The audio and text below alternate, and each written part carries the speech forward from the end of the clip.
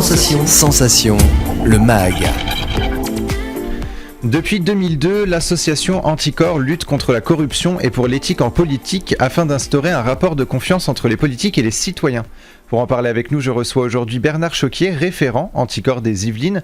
Bonjour et bienvenue dans le MAG en partenariat avec TV78. Pour ceux qui ne connaissent pas encore votre association, quelle est l'histoire d'Anticor et quels sont ses objectifs ?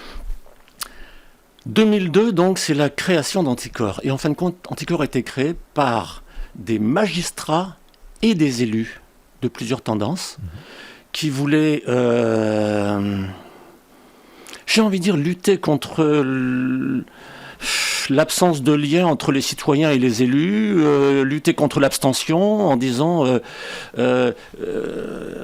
c'est pas tous des pourris, on va le dire comme ça, d'accord, je parle cash, mais c'est un petit peu ça, c'est-à-dire qu'en fin de compte, il y a des élus, les élus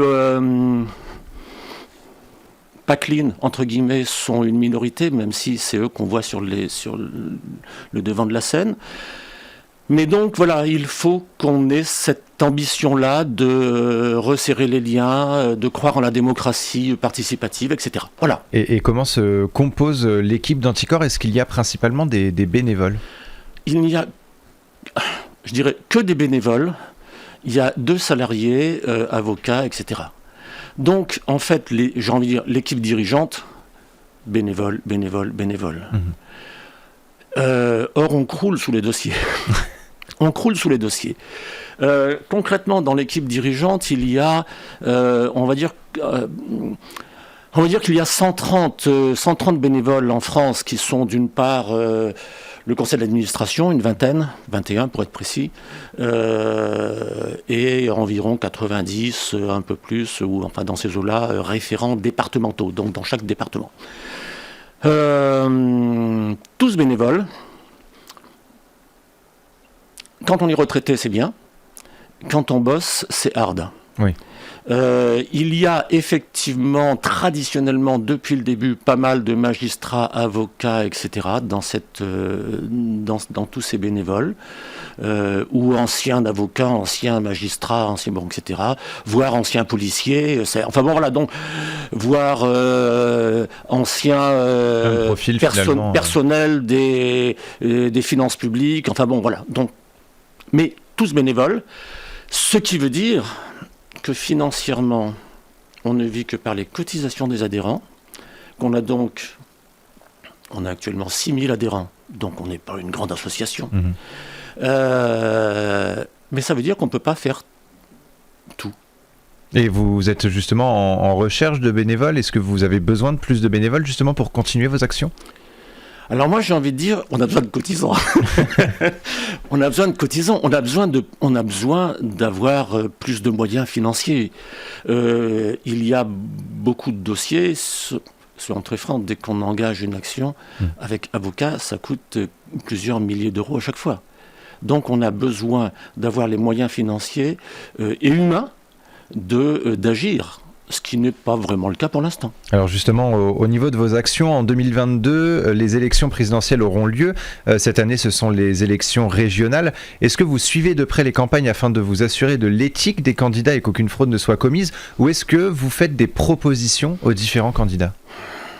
Alors, je mets plusieurs volets dans ma réponse. D'abord, primo, dans tous les 6000 adhérents d'Anticor,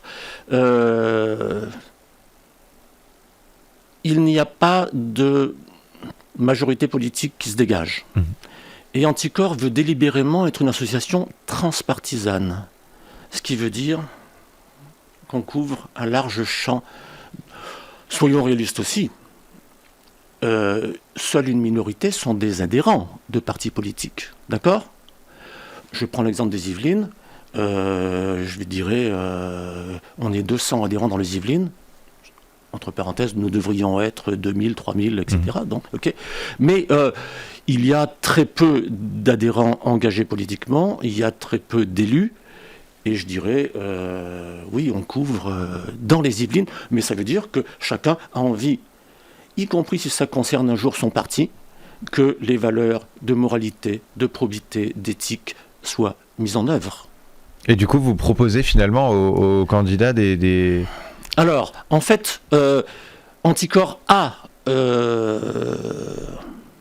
y a 10 ans, un peu plus, établi une charte qu'il proposait aux candidats aux élections, en disant je suis pour ça, je vais faire ça, je vais machin chose. On a vu des candidats qui ont signé, mais Anticor étant une petite association, n'a aucun moyen de vérifier s'ils font après ce qu'ils ont signé pendant leur campagne électorale. Donc on a abandonné totalement cette procédure, et maintenant nous proposons des choses à faire, comme on l'a fait l'an dernier pour les municipales. Nous proposons et ils en font ce qu'ils en veulent. Mais je dirais là aussi, nous essayons de promouvoir nos propositions, nous essayons de les faire connaître. Voilà. Alors votre association possède 2 agréments, l'un est délivré par le ministère de la Justice, l'autre par la Haute Autorité pour la transparence de la vie publique. Que permettent ces agréments et est-ce qu'ils sont importants pour le maintien de vos actions ? Ils sont fondamentaux. Toute petite, je vais faire très court. Tout le monde connaît les mots affaires classées sans suite, connaît les mots, le qualificatif affaires enterrées. Ça veut dire une chose. Ça veut dire que dans la marche de la justice en France, il y a un magistrat, le procureur, qui, dans le code de procédure pénale, a le droit de choisir la suite qu'il donne à une information qu'il reçoit. Tout le monde peut écrire en disant « Monsieur le procureur, il s'est passé ci, je suis victime, etc. Voilà, pouvez-vous enquêter ?» Il a le droit de dire « J'en veux pas ». La plupart, ils travaillent, mais... Oui. L'agrément permet à Anticor d'aller sortir un dossier du placard d'un procureur pour l'amener à un juge d'instruction. C'est donc fondamental. D'autant plus que la loi, le fonctionnement de la justice, dit que c'est à la victime de poursuivre éventuellement une action si elle... excusez-moi, en matière de corruption, c'est qui la victime ? Il s'est passé ça, vous trouvez un truc scandaleux, mais vous n'êtes pas victime vous-même. Donc, concrètement, en matière de corruption, cet agrément est fondamental. Et justement, il y a l'agrément qui est délivré par le ministère de la Justice tarde un peu à être accepté. Normalement, vous auriez dû l'obtenir pour février. Finalement, ça a été repoussé en avril, le 2 avril normalement. Pourquoi est-ce que cela prend autant de temps pour obtenir cet agrément ? C'est une excellente question que je me pose des fois moi aussi. Concrètement, l'agrément Anticor l'a déjà fait renouveler sans aucun problème à 2 reprises. Cette fois-ci, ça pose problème. On a du mal à comprendre, on a du mal à tout comprendre, parce qu'en fin de compte, il y a des critères sur le fonctionnement, le truc, est-ce qu'on agit, est-ce qu'on est adhérent, etc. Donc on les remplit parfaitement. Mais je dirais depuis 3 mois, nous recevons des questions qui n'ont rien à voir avec les critères de renouvellement d'ailleurs, mais on en est actuellement à 96 pages de questions de la part du ministère de la Justice. On répond, mais concrètement, on se dit, bon, si on regarde le dossier, il n'y a aucune raison qu'on ne soit pas renouvelé, que l'agrément ne soit pas renouvelé. Si on regarde ce qui se passe, on se dit, bon, on est un peu dubitatif. Alors, effectivement, bon, oui, on a embêté, on embête. Oui, c'est vrai. Mais on embête un peu, on embête tout le spectre politique, hein, n'exagérons pas. Hein. Mais c'est ça, finalement, vous prenez conscience que vos actions dérangent finalement tout le monde politique ? De même que les délits par rapport à la loi dérangent la démocratie.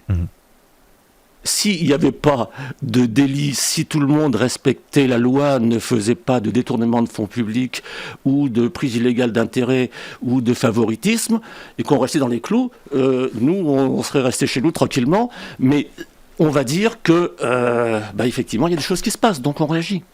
Donc on dérange. Mais je dirais, tous nos procès, toute la vie d'Anticorps fait que on a fait des procès contre des élus socialistes, des élus de droite, des élus macronistes. Bon, voilà, j'ai envie de dire.